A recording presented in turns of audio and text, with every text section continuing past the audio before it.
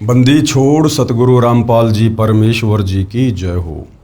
परमपिता परमात्मा सारी सृष्टि के रचनहार कुल मालिक असंख्य ब्रह्मांडों के स्वामी जगत गुरु तीनों लोकों में प्रवेश करके सबका धारण पोषण करने वाले राजाधिराज आत्माधार नाथों के नाथ देवों के देव महादेव सर्वेश्वर महेश्वर मृत्युंजय अजरो अमर आदि अनादि सनातनी प्रभु जगत पिता जगदीश्वर श्री श्री 1008 की उपाधि के वास्तविक अधिकारी अकाल मूरत सौद स्वरूपी राम वासुदेव सर्वगतम ब्रह्म परम पूज्य प्रथम पूज्य परम संत परम पुरुष परम धनी परम दयालु सत्य कबीर हक्का कबीर अल्लाहु कबीर अल्लाहु अकबर बाखबर अल्लाह ताला जगत के तारणहार जगत के मुक्तिदाता जगत के जगन्नाथ हारे के सहारे हिंदुओं के राम मुसलमानों के अल्लाह सिखों के वाहिगुरु ईसाइयों के मसीह दया के सागर दयानिधि करुणा के सागर करुणानिधि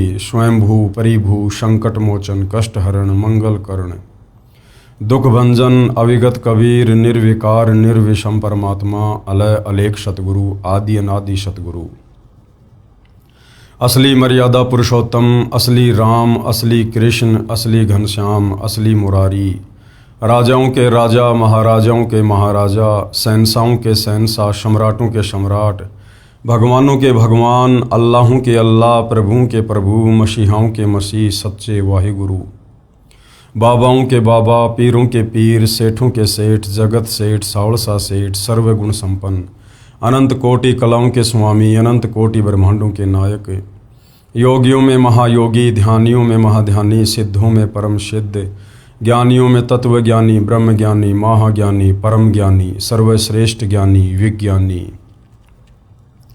युवा कबीर समर्थ कबीर असमवात अमित ओजा सच्चे रहनुमा करीम अल्लाह सुबहान अल्लाह दुनिया के अंतिम पैगंबर 8 सितंबर 1951 से गांव धनाना जिला सोनीपत हरियाणा भारतवर्ष की पावन भूमि पे प्रकट रियल कल की भगवान श्री नारायण साकार हरि श्री बाबा साहिब नूर अनंत परमात्मा सच्चे दरवेश सच्चे बाखबर संत श्रोमणी सतगुरु रामपाल जी परमेश्वर जी के चरण कमल में आप और हम सभी भाई बहनों का अनंत कोटि दंडवत प्रणाम।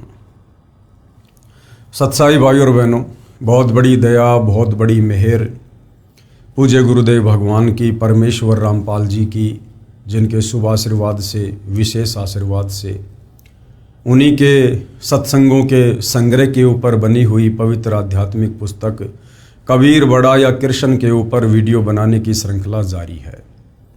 इसी श्रृंखला में आज हमारा ये 17वें नंबर का वीडियो है और इस पवित्र पुस्तक कबीर बड़ा या कृष्ण के प्रत्येक वीडियो से हमें भक्ति और भगवान के विषय में, शास्त्र अनुकूल साधना के विषय में और अध्यात्म के विषय में बहुत ही गहरी और गूढ़ जानकारी प्राप्त हो रही है।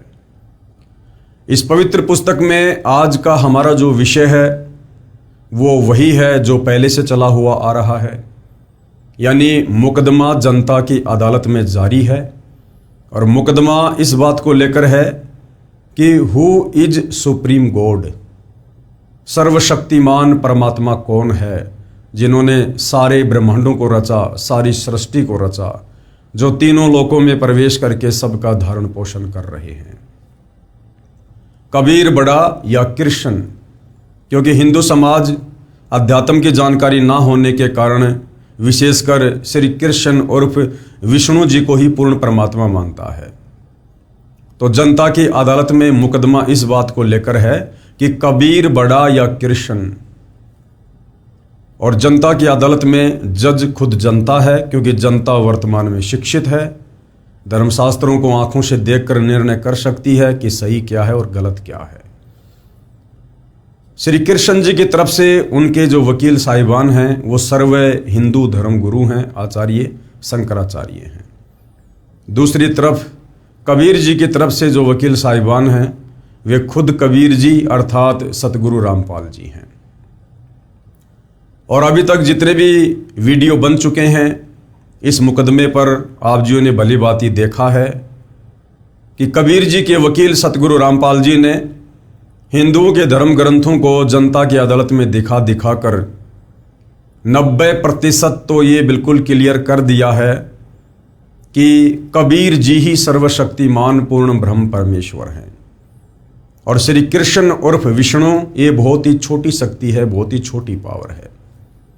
इस काल के 21 ब्रह्मांड में एक ब्रह्मांड के अंदर मात्र 3 लोकों में एक सतोगुण विभाग के मंत्री हैं, यानी एक ब्रह्मांड में भी कंप्लीट शासन श्री विष्णु जी का नहीं है। और उसके बाद पवित्र गीता जी को दिखाकर, वेदों को दिखाकर, हमारे पुराणों को दिखाकर सतगुरु रामपाल जी ने जनता की अदालत में ये क्लियर कर दिया कि श्री कृष्ण उर्फ विष्णु ये नाशवान भगवान हैं, अविनाशी नहीं हैं। इनका जन्म होता है और इनकी मृत्यु होती है। श्री कृष्ण उर्फ विष्णु की माता का नाम दुर्गा है, इनके पिता का नाम काल ब्रह्म है और इनकी भक्ति करने से पूर्ण मोक्ष नहीं हो सकता है। और गीता अध्याय 7 श्लोक नंबर 12 से 15 में इनका पिता काल ब्रह्म अपने तीनों पुत्रों ब्रह्मा विष्णु महेश की भक्ति करने वालों को मूर्ख की संज्ञा दे रहा है, राक्षस की संज्ञा दे रहा है। तो इन सर्व प्रमाणों को देखकर जनता की अदालत में जनता धीरे धीरे सच्चाई से परिचित हो रही है और विचार कर रही है कि सदियों से हमारे इन नादान धर्मगुरुओं ने, आचार्य और शंकराचार्यों ने हमें भक्ति और भगवान की परिभाषा भी अच्छे से नहीं बताई। हमें शास्त्र अनुकूल साधना के बजाय शास्त्र विरुद्ध साधना ही करवाते रहे, जिस साधना को करने के चलते हमारे पूर्वज आज प्रेत योनियों में, भूत योनियों में भटक रहे हैं। और हमारे से इन धर्मगुरुओं के द्वारा उनके श्राद्ध निकलवाकर, पिंड भरवाकर, तेरहवीं करवाकर, कर्मकांड करवाकर हमें भी उन्हीं नीच योनियों में भेजने की तैयारी कर रहे थे। उसके बाद भाई और बहनों, जनता की अदालत में जनता सतगुरु रामपाल जी से अध्यात्म में रुचि लेते हुए तरह तरह के सवाल कर रही है, जिन सवालों के जवाब सदियों से खोज रहे थे परंतु कोई भी धर्मगुरु दे नहीं पा रहा था। अब सतगुरु रामपाल जी अदालत में उन्हीं धर्मशास्त्रों को दिखा दिखाकर जनता के सवालों का जवाब दे रहे हैं और जनता संतुष्ट हो रही है। आज का हमारा जो टॉपिक है वो है श्राद्ध और पिंड, जो कि शास्त्र विरुद्ध साधना है, जो भूत पूजा है। जो भूत पूजा हमारे हिंदू धर्मगुरु इन्हीं धर्मशास्त्रों का हवाला देकर हमसे करवाते रहे, जबकि पवित्र गीता जी में श्राद्ध निकालना, पिंड दान करना इन सब के लिए मना किया हुआ है, अध्याय 9 श्लोक नंबर 25। उसके बाद जनता को और अच्छे से समझाने के लिए कबीर जी के वकील सतगुरु रामपाल जी ने विष्णु पुराण से श्राद्ध के विषय में जनता को कुछ दिखाना चाहा है कि विष्णु पुराण के 3रे अंश में श्राद्ध निकालने को लेकर क्या कुछ कहा गया है। तो आज हम आगे बढ़ेंगे वीडियो नंबर 17 और जनता की अदालत में श्राद्ध को लेकर क्या कुछ सतगुरु रामपाल जी के द्वारा समझाया जा रहा है। श्री विष्णु पुराण के 3रे अंश के अध्याय 14 के श्लोक 10 से 14 में श्राद्ध के विषय में श्री सनत कुमार ने कहा है कि तृतीया कार्तिक शुक्ला नवमी भाद्रपद कृष्णा त्रयोदशी तथा माघ मास की अमावस्या, इन चारों तिथियां अनंत पुण्यदायिनी है। ये ब्रह्मा जी के जो पुत्र हैं सनत कुमार जी, ये उनके अपने विचार हैं, जबकि ये तिथियां श्राद्ध निकालने के लिए कोई भी पुण्य नहीं है। हमारे वेदों में, गीता जी में कोई जिक्र नहीं है, लेकिन जैसा ज्ञान ब्रह्मा जी के पुत्रों को अध्यात्म के विषय में था वैसा वे आगे प्रचार कर रहे हैं। आज सतगुरु रामपाल जी हमें समझाना ये चाहते हैं कि जिस प्रकार से हम वर्तमान में इन अज्ञानी तत्व ज्ञानहीन धर्मगुरुओं के कहने पर श्राद्ध निकाल रहे हैं, ये विधि भी श्राद्ध निकालने की कंप्लीट नहीं है। यदि आप सत भक्ति नहीं करना चाहते हैं, गधे कुत्ते सूअर ही बने रहना चाहते हैं, तो कम से कम गधे कुत्ते सूअर और भूत प्रेत बनने की विधि भी तो सही तरीके से करो। जो विधि आपको ब्रह्मा जी के पुत्र सनत कुमार जी के द्वारा बताई जा रही है कि कम से कम तुम्हारा समय तो बचेगा, तुम्हारी समस्या तो बचेंगी। तो क्या कुछ बताया जा रहा है। हालांकि हम सतगुरु रामपाल जी के भक्तों ने तत्व ज्ञान से परिचित होने के बाद ना ही तो किसी प्रकार का कोई श्राद्ध निकालना है, ना श्राद्ध निकालने में किसी का कोई सहयोग करना है। ये उन लोगों को समझाने के लिए बताया जा रहा है जो लोग बिल्कुल शास्त्र विधि को त्याग कर मनमाना आचरण अपने धर्म गुरुओं के कहने पर कर रहे हैं। चंद्रमा या सूर्य ग्रहण के समय 3 अष्टकाओं अर्थात उत्तरनारायण या दक्षिणायन के आरंभ में जो पुरुष एकाग्रचित से पितृगणों को तिल सहित जल विदान करता है वह मानो 1000 वर्ष तक के लिए श्राद्ध कर लेता है। यानी सनंत कुमार जी कह रहे हैं कि मैं जो तुम्हें विधि बताऊंगा श्राद्ध निकालने की, अगर तुम उस विधि से श्राद्ध निकालोगे अपने पूर्वजों के, तो तुम्हें हर साल श्राद्ध निकालने की जरूरत नहीं है। एक बार में तुम्हारे पितर 1000 साल के लिए संतुष्ट हो जाएंगे, वो तृप्त हो जाएंगे। ये परम रहस्य स्वयं पितृगण ही बताते हैं। लेख समाप्त। अब आगे देखिएगा, पेश है श्री विष्णु पुराण के 3रे अंश के अध्याय 14 के श्लोक 10 व 14 की फोटोकॉपी। जो पुरुष पितृगण और देवगुणों को तृप्त करना चाहते हों, अब कौन चाहेगा उनको तृप्त करना? जिसको भूत बनना होगा, जिसको पितृ बनना होगा, क्योंकि गीता अध्याय 9 श्लोक 25 यही कह रहा है कि भूत पूजने वाले भूत बनेंगे और पितृ पूजने वाले पितृ बनेंगे। तो श्राद्ध निकालना भूत पूजा है। तो जिसने भूत बनना हो, जिसने पितृ बनना हो, फिर नरक में भी जाना हो, वो इन श्राद्धों को निकाले। जो पुरुष पितृगण और देवगणों को तृप्त करना चाहते हों, उनके लिए धनिष्ठा, पूर्वा भाद्रप्रदा अथवा सतभिषान छत्र युक्त अमावस्या अति दुर्लभ है। हे पृथ्वीपते, जब अमावस्या इन 9 नक्षत्रों से युक्त होती है, उस समय किया हुआ श्राद्ध पितृगणों को अत्यंत तृप्तिदायक होता है। इसके अतिरिक्त पितृभगत इलापुत्र महात्मा पुरूरवा के अति विनित भाव से पूछने पर श्री सनंत कुमार जी ने जिनका वर्णन किया था, वे अन्य तिथियां भी सुनो। श्री सनंत कुमार जी बोले, वैशाख मास की शुक्ला तृतीया, कार्तिक शुक्ला नवमी, भाद्रपद कृष्णा त्रयोदशी तथा माघ मास की अमावस्या, इन 4 तिथियों को पुराणों में युगादा कहा है। ये चारों तिथियां अनंत पुण्यदायिनी हैं। ये कहाँ लिखा हुआ है? हमारे पुराणों में लिखा हुआ है। और भाई और बहनों, इन पुराणों का जो ज्ञान है वो इन ऋषियों का अपना ज्यादा अनुभव है।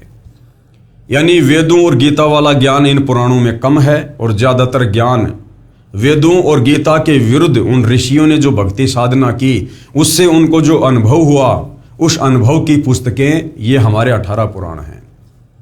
तो इन पुराणों से हमने केवल उन्हीं बातों को ग्रहण करना है जो बातें इन पुराणों की वेद और गीता से मैच करती हैं, अन्यथा हमारे किसी काम की नहीं है। तो ये श्राद्ध निकालने की जो ये तिथियां हैं, जो विधि बताई जा रही है, ये ना तो चारों वेदों में है और ना पवित्र गीता जी में है। तो ये हमारी किसी काम की नहीं है।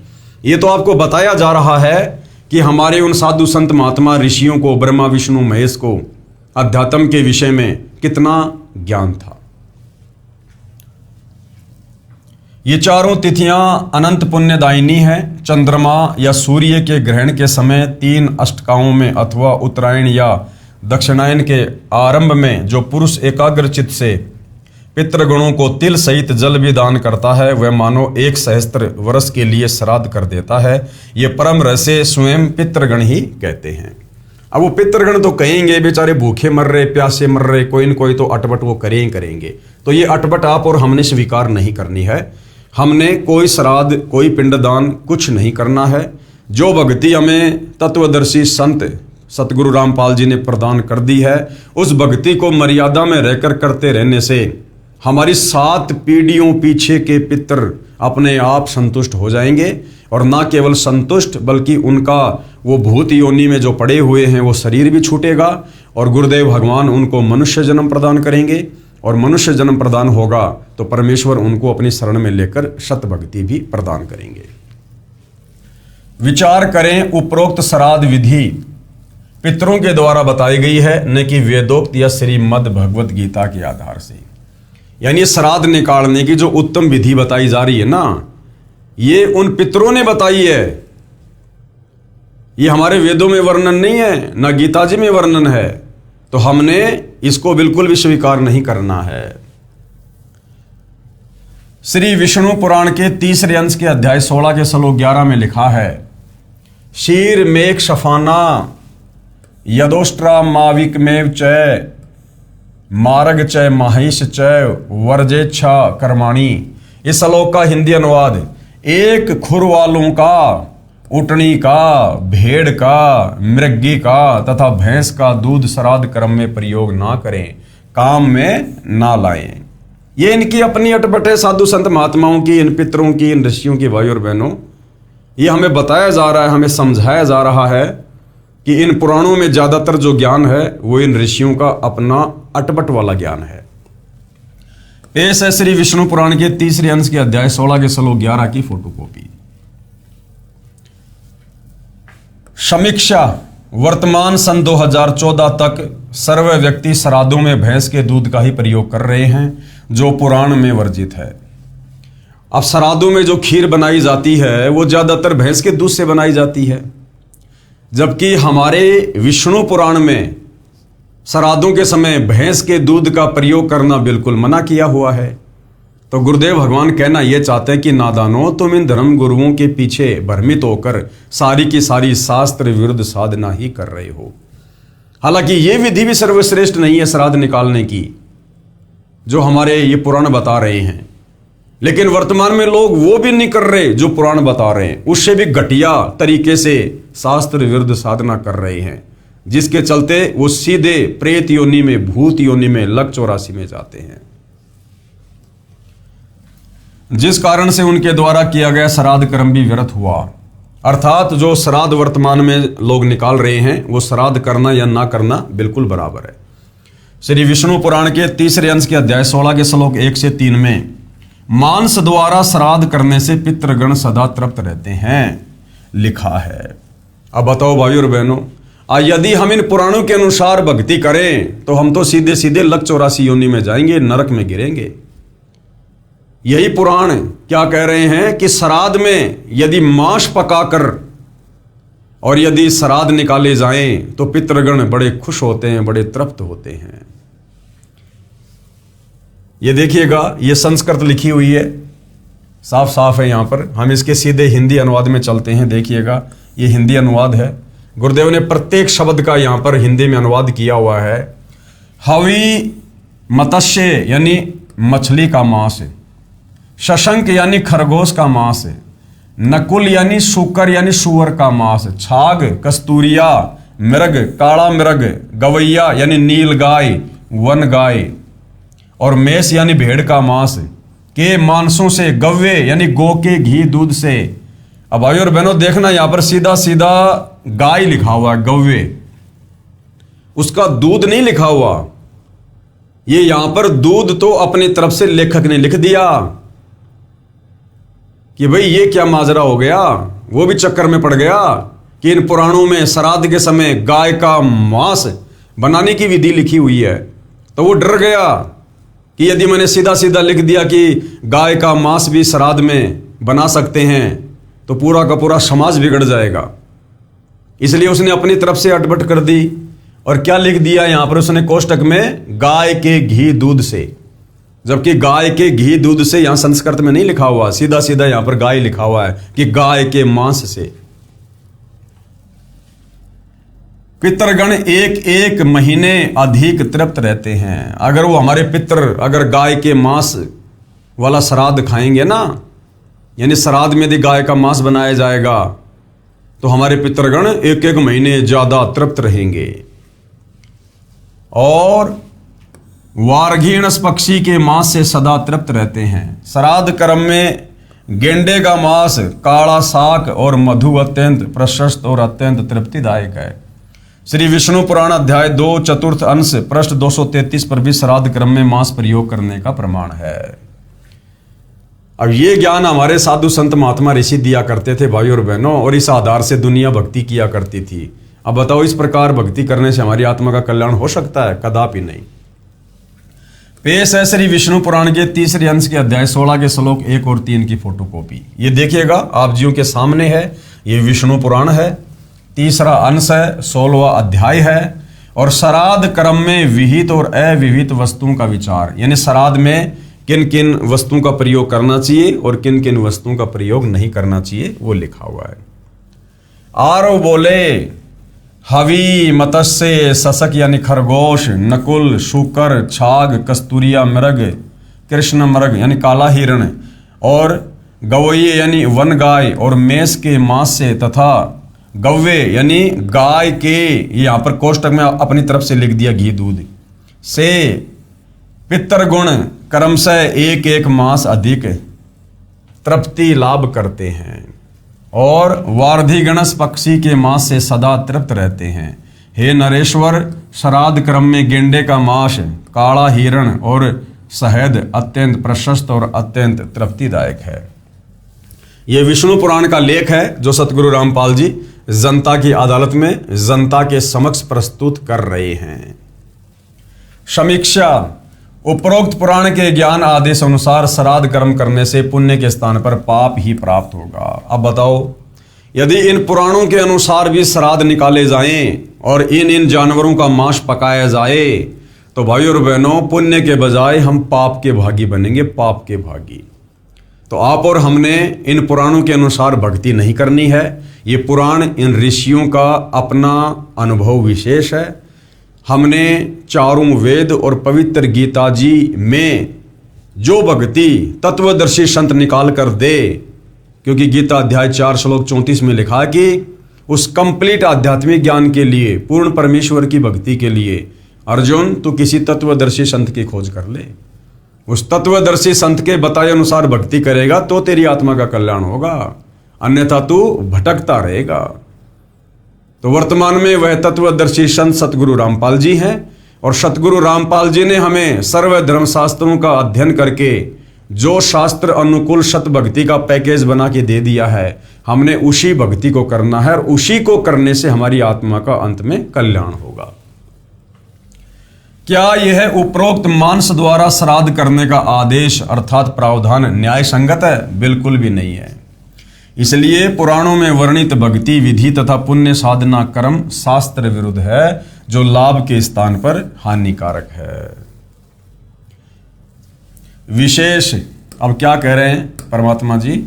उपरोक्त श्लोक 1 और 2 के अनुवादकर्ता ने कुछ अनुवाद को घुमा कर लिखा है।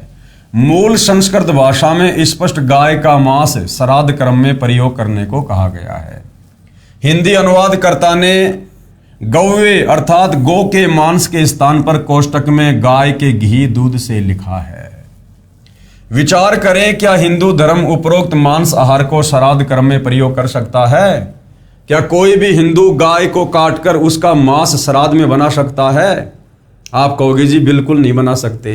तो भाई तुम्हारे पुराणों में तो लिखा है, तुम्हारे उन सनातनी ऋषियों ने लिखा है भाई, ये विष्णु पुराण श्री पाराशर ऋषि ने लिखा भाई। तो क्या तुम अपने उन सनातनी ऋषियों की आज्ञा का पालन नहीं करोगे? आप बिल्कुल भी नहीं कर पाओगे, क्योंकि ये टोटल शास्त्र विधि को त्याग के मनमाना आचरण है। अगर आपने इन पुराणों के अनुसार, उन सनातनी ऋषियों के कहे और लिखे अनुसार यदि आपने भक्ति की, तो आप सीधे सीधे लक 84 योनि में जाएंगे, नरक के भागी बनेंगे। इसलिए ऐसे श्राद्ध ना करके श्रद्धापूर्वक धार्मिक अनुष्ठान पूर्ण संत के बताए मार्ग से करना चाहिए। यानी जो गीता जी अध्याय 4 श्लोक 34 में तत्वदर्शी संत के मार्गदर्शन में भक्ति करने का निर्देश दिया गया है, हमने उसी विधि से भक्ति करनी चाहिए। वह है नाम मंत्र का जाप और 5 यज्ञ और 3 समय की उपासना यानी आरती वाणी पाठ से, जो ये दास रामपाल दास बताता है, जिससे पितरों प्रेतों आदि का भी कल्याण होकर उपासक पूर्ण मोक्ष प्राप्त करेगा, तथा उसके पितर यानी पूर्वज जो भूत या पितर योनियों में कष्ट उठा रहे हैं, उनकी वह योनि छूटकर तुरंत मानव शरीर प्राप्त करके इस भक्ति को प्राप्त करेंगे, जिससे उनका भी पूर्ण मोक्ष हो जाएगा। तो यदि इस पृथ्वी पर वर्तमान में सर्वश्रेष्ठ श्राद्ध अपने पूर्वजों के कोई कर रहा है, तो सतगुरु रामपाल जी के भगत कर रहे हैं। जो विधि सतगुरु रामपाल जी ने हमें बता दी है शास्त्र अनुकूल साधना की, उस विधि में सारे कर्म आ जाते हैं, सारे कर्म कट जाते हैं। हमारी पिछली 7 पीढ़ियों तक के पूर्वजों का उद्धार हो जाएगा। और यदि हम वर्तमान में मर्यादा में रहकर भक्ति करेंगे तो परमात्मा कहते हैं तुम्हारी आने वाली 101 पीढ़ियों का भी उद्धार होगा। तो बताओ भाई और बहनों, ना हमने हलवा बनाना, ना पूरी बनानी, ना गाय का मांस बनाना, ना गेंडे का मांस करना, कुछ नहीं करना। जो विधि सतगुरु रामपाल जी ने शास्त्र अनुकूल विधि से बता दी है, बस मर्यादा में रह के वो भक्ति करनी है। 3 समय की आरती करनी है, 5 यज्ञ करने हैं, जो मंत्र सतगुरु रामपाल जी देते हैं उन मंत्रों का मर्यादा में रह के जाप करना है। इससे हमारा भी कल्याण और हमारी आने वाली पीढ़ियों का भी उद्धार। मार्कंडे पुराण गीता परिष गोरखपुर से प्रकाशित में अध्याय श्राद्ध कर्म का वर्णन पेज नंबर 100 पर लिखा है। जो परपिता माँ के ऊपर के 3 पीढ़ियों जो नरक में निवास करती हैं, जो पशु पक्षी की योनि में पड़े हैं तथा जो भूत प्रेत आदि के रूप में स्थित हैं, उन सबको विधि पूर्वक श्राद्ध कर्म करने वाला यजमान तृप्त करता है। पृथ्वी पर जो अन्न बिखेरते हैं श्राद्ध कर्म करते समय, उससे पिशाच योनि में पड़े पितरों की तृप्ति होती है। स्नान के वस्त्र से जो जल पृथ्वी पर टपकता है, उससे वृक्ष योनि में पड़े हुए पितर तृप्त होते हैं। नहाने पर अपने शरीर से जो जल के कण पृथ्वी पर गिरते हैं, उनसे उन पितरों की तृप्ति होती है जो देव भाव को प्राप्त हुए हैं। पिंडों के उठाने पर जो अन्न के कण पृथ्वी पर गिरते हैं, उनसे पशु पक्षी की योनि में पड़े हुए पितरों की तृप्ति होती है। अन्य योपार्जित धन से जो श्राद्ध किया जाता है, उससे चांडाल आदि योनियों में पड़े हुए पितरों की तृप्ति होती है। यानी मार्कंडे पुराण में अपने हिसाब से बताया जा रहा है। पेश है मार्कंडे पुराण के अध्याय श्राद्ध कर्म के वर्णन की संबंधित प्रकरण की फोटोकॉपी। यह संक्षिप्त मार्कंडे पुराण है। इनसे ऊपर के सभी पितर पूर्वज कहलाते हैं। इनमें से जो नरक में निवास करते हैं, जो पशु पक्षी की योनि में पड़े हैं तथा जो भूत प्रेत आदि के रूप में स्थित हैं, उन सबको विधि पूर्वक श्राद्ध करने वाला यजमान तृप्त करता है। किस प्रकार तृप्त करता है यह बतलाता हूं, सुनो। मनुष्य पृथ्वी पर जो अन्न बिखेरते हैं, उससे पिशाच योनि में पड़े हुए पितरों की तृप्ति होती है। बेटा, स्नान के वस्त्र से जो जल पृथ्वी पर टपकता है, उससे वृक्ष योनि में पड़े हुए पितर तृप्त होते हैं। यानी विचार करने की बात है भाइयों और बहनों। इन हमारे नादान धर्म गुरुओं ने सदियों से शास्त्र विरुद्ध साधना करवाकर हमारे पूर्वजों को किन किन योनियों में डाल रखा है। कोई भूत बना फिर रहा है, कोई प्रेत बना फिर रहा है, कोई पितर बना फिर रहा है, कोई लक 84 में गधा कुत्ता शुअर बना फिर रहा है। और फिर उनकी तृप्ति के लिए हमसे शास्त्र विरुद्ध कर्मकांड करवा रहे हैं। हमें भी उन्हीं योनियों में भेजने की तैयारी कर रहे हैं। अरे भैया, यदि तुम्हारे द्वारा बताई गई विधि कर्म कांड शास्त्र अनुकूल होते तो हमारे पूर्वज इन योनियों में क्यों कष्ट भोग रहे होते?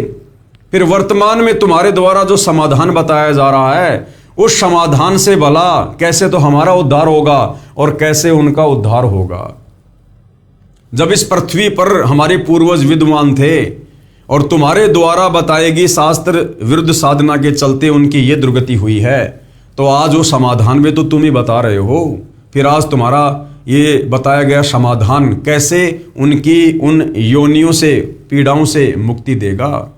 तो टोटल हमारे को शास्त्र विरुद्ध साधना पर ही लगाया हुआ है। नहाने पर अपने शरीर से जो जल के कण इस पृथ्वी पर गिरते हैं, उनसे उन पितरों की तृप्ति होती है जो देव भाव को प्राप्त हुए हैं। पिंडों के उठाने पर जो अन्न के कण पृथ्वी पर गिरते हैं, उनसे पशु पक्षी की योनि में पड़े हुए पितरों की तृप्ति होती है।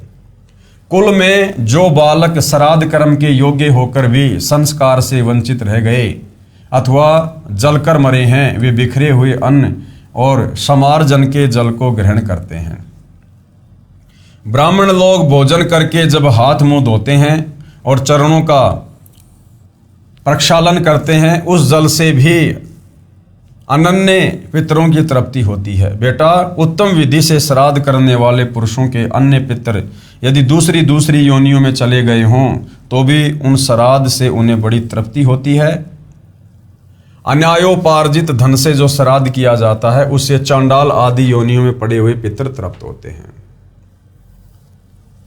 विचार करें, उपरोक्त योनियों में जो अपने पूर्वज पड़े हैं उनका मूल कारण है कि उन्होंने शास्त्र विधि अनुसार भक्ति नहीं की।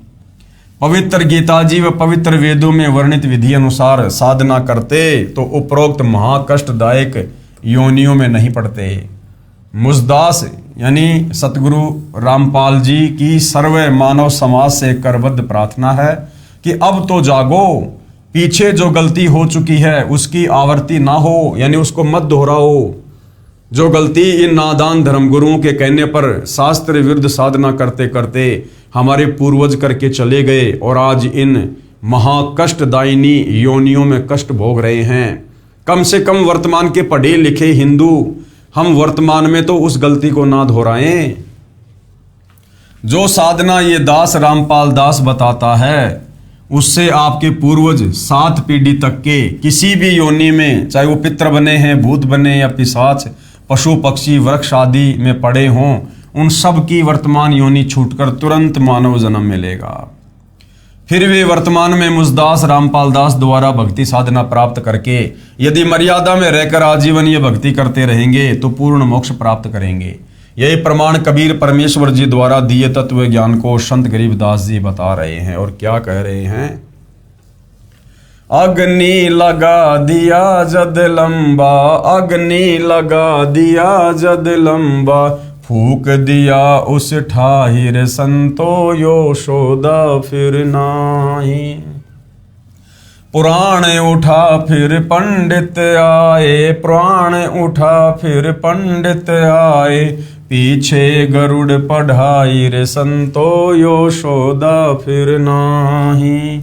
नर सेती फिर पशुआ कीजे, नर सेती फिर पशुआ कीजे, गद्दा बैल बनाई रे संतो यशोदा फिर नाही। 56 भोग कहाँ मन भोरे, 56 भोग कहाँ मन भोरे, कित कुरड़ी चरने जाई रे संतो यशोदा फिर नाही। प्रेत शिला पर जाय विराजे, प्रेत शिला पर जाय विराजे, पितरो पिंड भराई रे संतो यशोदा फिर नाही। बहुर सराद खान को आए, बहुर सराद खान को आए, काग भये कल माहिर संतो यशोदा फिर नाही। जय सतगुरु की संगत करते, जय सतगुरु की संगत करते, सकल कर्म कट जाई रे संतो यशोदा फिर नाही। अमरपुरी पर आसन होते, अमरपुरी पर आसन होते, जहाँ धूप ना छाई रे संतो यशोदा फिर नाही। यशोदा फिर नाही रे संतो यशोदा फिर नाही। जो भक्ति करने का सौदा, मौका, अवसर हमें आज प्राप्त है, क्योंकि आज स्वयं सारी सृष्टि के मालिक कबीर देव तत्वदर्शी संत रूप में सतगुरु रामपाल जी के नाम से धरती पर प्रकट हैं, शास्त्र अनुकूल सत साधना लेकर। तो आज इस साधना को करने के चलते हमारा मोक्ष संभव है। तो जो मौका, जो अवसर हमें आज प्राप्त है इस मनुष्य शरीर में धरती पर, ये बार बार नहीं मिलता है। उपरोक्त वाणी 5वें वेद सूक्ष्म वेद अर्थात शवसम वेद की है। सूक्ष्म वेद क्या है? जो अध्यात्म का कंप्लीट ज्ञान चारों वेदों में नहीं है, वो है 5वां वेद सूक्ष्म वेद। यानी 650 साल पहले कबीर परमेश्वर जी ने आदरणीय धर्मदास जी के द्वारा जो अपनी कबीर वाणियां लिखवाई थी, जिसको कबीर सागर का नाम दिया गया है, वो कबीर सागर 5वां वेद है, सूक्ष्म वेद है। लेकिन आगे चलकर काल प्रेरणा से, काल के द्वारा भेजे गए दूतों ने, विशेषकर नकली कबीर पंथियों ने उन वाणियों में भी मिलावट कर दी, जिसकी क्षतिपूर्ति हेतु सतगुरु रामपाल जी ने आज से लगभग 350 साल पहले आदरणीय गरीबदास जी के माध्यम से फिर से 5वां सूक्ष्म वेद लिखवाया। 24,000 वाणियों युक्त वह सदग्रंथ, अमर ग्रंथ जो 5वां वेद है, सूक्ष्म वेद है, जिसमें कंप्लीट भक्ति का ज्ञान है। उपरोक्त वाणी पांचवें वेद सूक्ष्म अर्थात सप्तम वेद की है, जिसमें स्पष्ट किया है कि पितरों आदि के पिंडदान करते हुए अर्थात श्राद्ध कर्म करते करते भी पशु पक्षी व भूत प्रेत की योनियों में प्राणी पड़ते हैं। तो फिर वो श्राद्ध कर्म किस काम आया? भाई श्राद्ध करते करते भी जब हमारे पूर्वज उन प्रेत योनियों में पड़े हैं, भूत योनि में पड़े हैं, तो फिर वो श्राद्ध भी किस काम के? अर्थात टोटल शास्त्र विरुद्ध साधना। फिर कहा है कि यदि सतगुरु यानी तत्व ज्ञानदाता तत्वदर्शी संत का संग करते, अर्थात किसी तत्वदर्शी संत के बताए अनुसार शास्त्र अनुकूल भक्ति साधना करते, अर्थात उसके बताए अनुसार भक्ति साधना करते, तो सर्व कर्म नष्ट हो जाते। ना गधा बनना, ना कुत्ता बनना, ना सुअर बनना, ना प्रेत बनना, कुछ नहीं। न पशु बनते, न पक्षी बनते, न पितृ बनते, न प्रेत बनते। और क्या होता? सीधे सतधाम यानी शाश्वत स्थान पर चले जाते, सतलोक चले जाते, जहां जाने के पश्चात फिर लौटकर इस संसार में किसी भी योनि में नहीं आते। इस बात का प्रमाण गीता अध्याय 4 श्लोक 34, अध्याय 15 श्लोक 1 से 4 तथा श्लोक 16 और 17 में, तथा गीता जी अध्याय 18 श्लोक 62 में व गीता जी अध्याय 9 श्लोक 25 में है।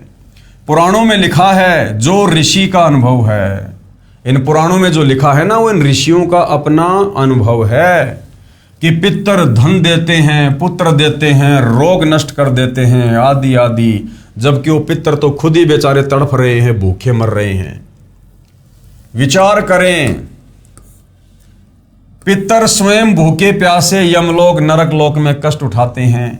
अपनी भूख प्यास शांत करने के लिए आप जिसे श्राद्ध कर्म करने को भ्रमित ज्ञान के आधार से कहते हैं, तो वे आपको क्या सुखी कर देंगे? वो पितर बेचारे खुद उन पितर योनियों में दुखी हो रहे हैं, अपनी भूख प्यास शांत करवाने के लिए तुम्हारे से श्राद्ध निकलवाए जा रहे हैं। वो पितर भला तुम्हें क्या दे देंगे जो खुद अपनी भूख प्यास को भी शांत नहीं कर सकते? ये बात न्याय संगत नहीं है। अपने धर्मगुरु ये भी कहा करते हैं कि किस्मत लिखा ही प्राणी प्राप्त करते हैं, उसमें कोई परिवर्तन नहीं हो सकता। परंतु सच्चाई ये है कि यदि साधक यानी भगत पूर्ण परमात्मा की सत्य साधना करता है, तो परमात्मा को ही ये अधिकार है कि भाग्य से भिन्न भी दे सकता है।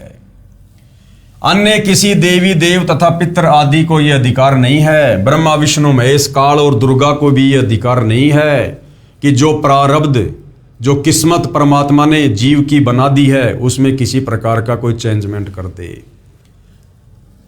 गीता अध्याय 7 श्लोक 12 से 15 तथा 20 से 23 में तो तीनों देवताओं श्री ब्रह्मा रजगुण, श्री विष्णु सतगुण तथा श्री शिव तमगुण की भक्ति करना भी निषेध बताया है। यानी गीता अध्याय 7 श्लोक नंबर 12 से 15 और 20 से 23 में तो श्री ब्रह्मा विष्णु महेश की पूजा करने को भी मना किया है। फिर भला इनकी भक्ति करने से हमें क्या लाभ हो सकते हैं? हिंदू ब्रह्म की साधना ना करके अन्य उपरोक्त देवताओं या अन्य देवताओं की पूजा करते हैं। ब्रह्म साधना क्या है? काल की साधना, जो चारों वेदों और गीता जी में केवल एक इस ब्रह्म की साधना लिखी हुई है। इसका मंत्र ओम है। तो जो हमारे हिंदू धर्म से जुड़े श्रद्धालु हैं, वो शास्त्रों से परिचित ना होने के कारण ब्रह्म साधना भी नहीं कर रहे। उससे नीचे ये जितने भी देवी देवता हैं, ब्रह्मा विष्णु महेश या अन्य देवी देवता, जिनकी भक्ति करने के लिए गीता जी मना कर रही है, उनकी भक्ति में हमारे धर्म गुरुओं ने हमें लगा रखा है। इनकी पूजा करने वालों को राक्षस स्वभाव को धारण किए हुए मनुष्यों में नीच दूषित कर्म करने वाले मूर्ख कहा है। किनकी साधना करने वाले को? ब्रह्म से नीचे देवी दुर्गा की साधना करने वालों को, ब्रह्मा विष्णु महेश की साधना करने वालों को, और अन्य भैरव भूत बेताल माई मसाणी इनकी भक्ति पूजा साधना करने वालों को गीता जी में इस ब्रह्म ने 4 गालियां दी हैं। आप जी विचार करें कि ये पितर कौन से खेत की मूली हैं? पितर साधना को धन पुत्र आदि दे देंगे, ये दूर की कौड़ी है। यानी हमारे को हमारे धर्म गुरुओं के द्वारा ये मूर्ख बनाया हुआ है कि यदि तुम श्राद्ध निकालोगे तो पितर तुम्हें बेटा दे देंगे, तुम्हें धन दे देंगे, तुम्हारे परिवार में ऐसे ऐसे सुख कर देंगे। जब ब्रह्मा विष्णु महेश को भी ये अधिकार नहीं है, तो फिर ये भूत प्रेत, इनको भला क्या अधिकार है कि ये हमारे भाग्य में कोई परिवर्तन कर सकें? कुछ नहीं कर सकते। परमेश्वर कबीर जी द्वारा श्राद्ध भ्रम का खंडन करना। एक समय काशी नगर बनारस में गंगा दरिया के घाट पर कुछ पंडित जी श्राद्धों के दिनों में अपने पितरों को जल दान करने के मकसद से गंगा के जल का लोटा भरकर पटरी पर खड़े होकर सुबह के समय सूर्य की ओर मुंह करके पृथ्वी पर लोटे वाला जल गिरा रहे थे। परमात्मा कबीर जी ने ये सब देखा तो जानना चाहा कि आप ये किस उद्देश्य से कर रहे हैं। अब मालिक तो जानी जान थे, अंतर्यामी थे, उनको तो सब पता था, लेकिन हम जो शास्त्र विरुद्ध साधना कर रहे होते हैं परमेश्वर ने उसका खंडन करना था। पंडितों ने बताया कि हम अपने पूर्वजों को जो पितृ बनकर स्वर्ग में निवास कर रहे हैं जल दान कर रहे हैं, यानी हम अपने पूर्वजों के पास में पानी भेज रहे हैं, ये जल हमारे पितरों को प्राप्त हो जाएगा। ये सुनकर परमेश्वर कबीर जी उन अंध श्रद्धा भक्ति करने वालों का अंधविश्वास समाप्त करने के लिए उसी गंगा नदी में घुटनों पानी खड़ा होकर दोनों हाथों से गंगा दरिया का जल सूर्य की ओर पटरी पर शीघ्र शीघ्र फेंकने लगे। उनको ऐसा करते देखकर सैकड़ों पंडित तथा सैकड़ों नागरिक इकट्ठा हो गए। पंडितों ने पूछा कि हे कबीर जी, आप ये कौन सी कर्मकांड की क्रिया कर रहे हो, इससे क्या लाभ होगा, ये तो कर्मकांड में लिखा ही नहीं है। कबीर जी ने उत्तर दिया कि यहां से 1.5 किलोमीटर दूर मेरी झोपड़ी के आगे मैंने एक बगीची लगा रखी है, उसकी सिंचाई के लिए क्रिया कर रहा हूं कि मेरे झोपड़ी के आगे मैंने जो बगीची लगा रखी है ना, मैं वहां पर पानी पहुंचा रहा हूं, ये जल मेरी बगीची की सिंचाई कर रहा है। ये सुनकर सभी पंडित हंसने लगे और बोले कि यह कभी संभव नहीं हो सकता, 1 मील दूर ये जल कैसे जाएगा, ये तो यही रेत में समा गया। कबीर जी ने कहा कि यदि आपके द्वारा गिराया गया जल करोड़ों मील दूर स्वर्ग में जा सकता है तो मेरे द्वारा गिराए जल को 1 मील जाने पर कौन सी आश्चर्य की बात है। ये बात सुनकर पंडित जी समझ गए कि हमारी क्रियाएं व्यर्थ हैं। कबीर जी ने 1 घंटा बाहर पटरी पर खड़े होकर कर्मकांड यानी श्राद्ध व अन्य क्रियाओं पर सटीक तर्क किया। कहा कि आप एक ओर तो कह रहे हो कि आपके पितर स्वर्ग में हैं, दूसरी ओर ये कह रहे हो कि उनको पीने का पानी नहीं मिल रहा, वे वहां प्यासे हैं, उनको सूर्य को अर्घ देकर जल पार्सल करते हो। यदि स्वर्ग में पीने के पानी का भी अभाव है तो उसे स्वर्ग नहीं कह सकते, वह तो रेगिस्तान होगा। वास्तव में वे पितरगण यमराज के अधीन यमलोक रूपी कारागार में अपराधी बनाकर डाले जाते हैं। वहां पर जो निर्धारित आहार है वह सबको दिया जाता है। जब पृथ्वी पर बनी कारागार में कोई भी कैदी खाने बिना नहीं रहता, सबको खाना पानी मिलता है, तो यमलोक वाली जेल में जो निरंजन काल राजा ने बनाई है उसमें भी भोजन पानी का अभाव नहीं है। कुछ पितरगण पृथ्वी पर विचरण करने के लिए यमराज से आज्ञा लेकर पृथ्वी पर पैरोल पर आते हैं। वे जीभ के चटोरे होते हैं, उनको कारागार वाला सामान्य भोजन अच्छा नहीं लगता। वे भी मानव जीवन में इसी भ्रम में अंधभक्ति किया करते थे कि श्राद्धों में 1 दिन के श्राद्ध कर्म से पितृगण 1 वर्ष के लिए तृप्त हो जाते हैं।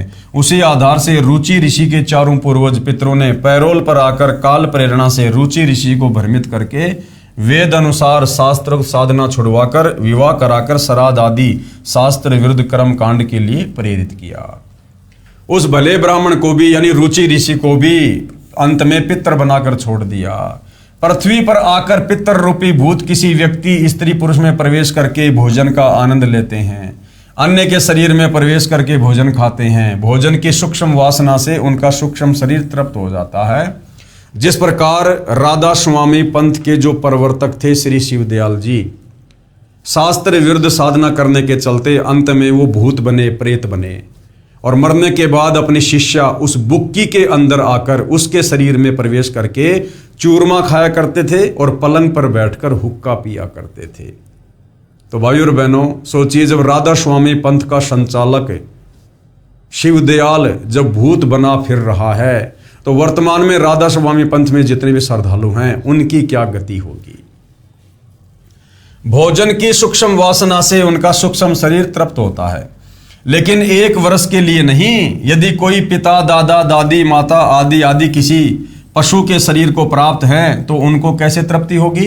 उनको 10-15 किलोग्राम चारा खाने को चाहिए। कोई श्राद्ध करने वाला गुरु पुरोहित भूसा खाता देखा है?